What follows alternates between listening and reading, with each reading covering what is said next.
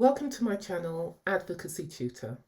Today I'm going to be talking about cross-examination skills, and I'm going to focus on one particular technique, and that's called building to a conclusion. Now, some people refer to this as laying a foundation before putting your conclusions or putting facts before conclusions. I'm going to refer to it throughout this video as building to a conclusion. So what do I mean by building to a conclusion? So when you are cross-examining a witness, you are obviously going to be asking them questions with a particular conclusion in mind. So building to a conclusion is a technique where you ask a series of non-controversial questions, factual questions, and you gradually build to your conclusion using those foundation questions. So why is it necessary to build to a conclusion? Well, in a moment you're going to watch a video of me cross-examining a defendant. The defendant has been accused of theft. The allegation is that she stole a necklace from her employer. And I'm going to cross-examine her, but I'm not going to build to any conclusion. Let's see how well I do. Miss Hill, you told the court that Mrs. Williams had given you the necklace as a gift. Yes, she did. But that's not true, is it? Yes, it is. You stole the necklace. No, I didn't. Clearly, that wasn't an effective cross-examination. My conclusion was that the defendant had stolen the necklace. However, my conclusion was not plausible, it wasn't logical, it couldn't be inferred from the facts because I didn't use any facts. I simply put to the witness that the witness had stolen the necklace. Now, clearly the witness didn't accept that conclusion. That's not a problem. The problem is that the tribunal would also not have accepted that conclusion because I didn't do anything to demonstrate that the witness was lying or mistaken or implausible. I did nothing at all to demonstrate any of those things. My aim when putting my conclusion is to weaken the tribunal's confidence in the evidence of the witness and to accept that my conclusion is plausible, it's inevitable, or it's logical. So let's have a look at the technique for leading to a conclusion or building to a conclusion. So I have 8 steps that I want you to think about taking.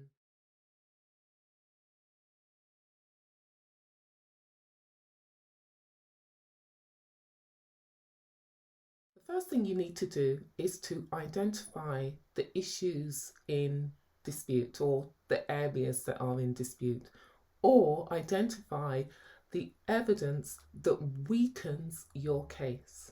So that's the first thing you need to do. The second thing that you need to do is to establish the conclusion that you want to put to the witness on that matter, on that area. The third step is to identify the evidence, the facts that support your conclusion.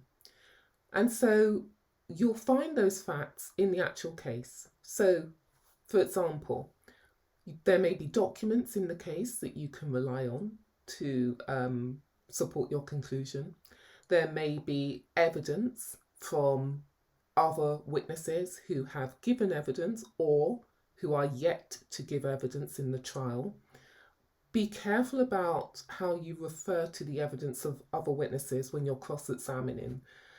If you look in the description box below, I have written a short note about how to deal with referring to other witnesses when you're cross-examining a particular witness in the witness box.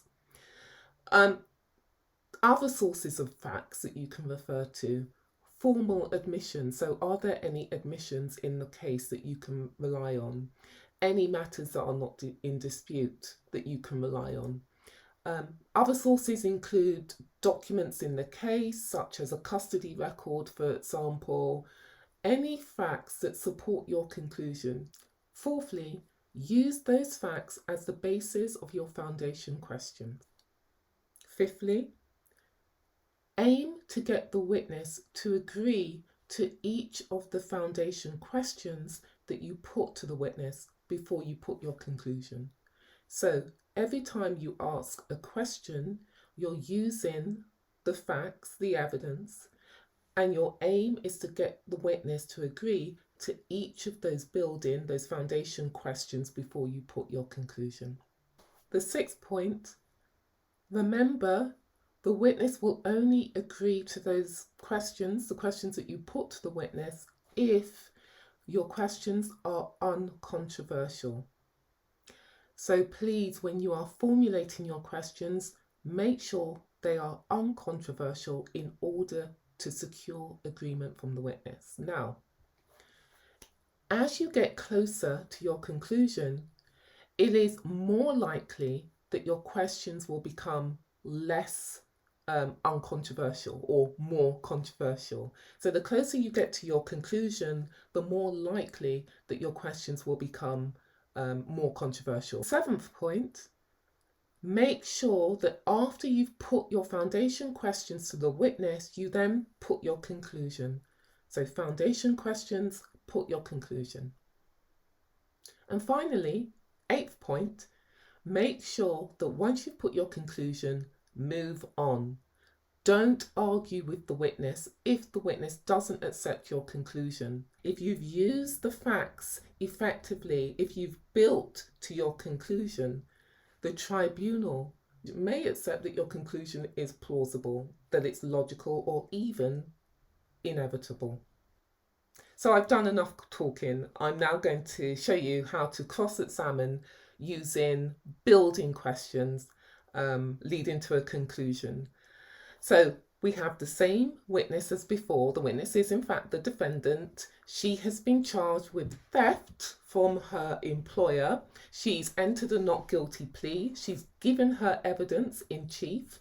Or if you're watching from the US, her direct examination has been completed. I'm about to cross-examine her using building foundation questions, and then I'm going to put my conclusion. Oh, let's see what happens. Miss Hill, the court has heard that you have 2 previous convictions for theft. Yes. I'd like to ask you some questions about those 2 convictions. If we could focus on the first one. Now, your first conviction occurred in 2019, is that correct? Yes. You were convicted of stealing a gold bangle from your workmate. Yes, but I didn't do it. Whilst your workmate had stepped out of the office, you went into her handbag and you took a gold bangle. No, that's not what happened. Well, you certainly pleaded not guilty, didn't you? Yes. And there was a trial at the Crown Court. Yes. And much like today, you went into the witness box and you gave evidence, didn't you? Yes, I did. But you were convicted of the offence. Yes. You were convicted of stealing a gold bangle worth £5,000. Yes. I'd like to now turn to the second conviction. In 2020, you were convicted of stealing a golden necklace belonging to your next door neighbour. Is that correct? Yes. Now, the circumstances are that you were babysitting for your next door neighbour, weren't you? Yes, it was all a misunderstanding. You were babysitting her daughter. Yes. And whilst your neighbour was out of the house, you went into her office and you stole a gold necklace from her desk. No, that's not how it happened. Well, again, you pleaded not guilty to the offence, didn't you? Yes. And much like today, you went into the witness box and you gave evidence before the jury. Yes. And again, you were convicted, weren't you? Yes. You were convicted of stealing a gold necklace worth £17,000. Yes. You have a tendency to take things that don't belong to you, don't you? No, I don't. You have a tendency to steal gold jewellery. No, that's not true. If we could turn now to the allegation that you're currently facing. Now, you've told the court that Mrs. Williams employed you as a nanny, didn't you? Yes. Whilst Mrs. Williams was at work, you went into her office and you found a gold necklace on her desk. No, that's not what happened. You took the gold necklace, didn't you?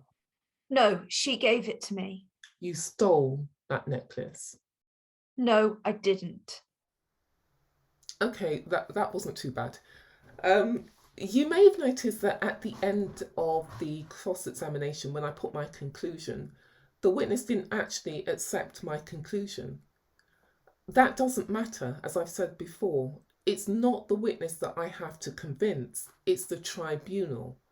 And so as long as I've done my job, as long as I have built to a conclusion, I've asked those foundation questions before the conclusion, hopefully I will have demonstrated to the tribunal that my conclusion is plausible, it's logical, even inevitable. I hope you found this video useful. Hopefully you now know how to build to a conclusion effectively. I'll see you in the next video.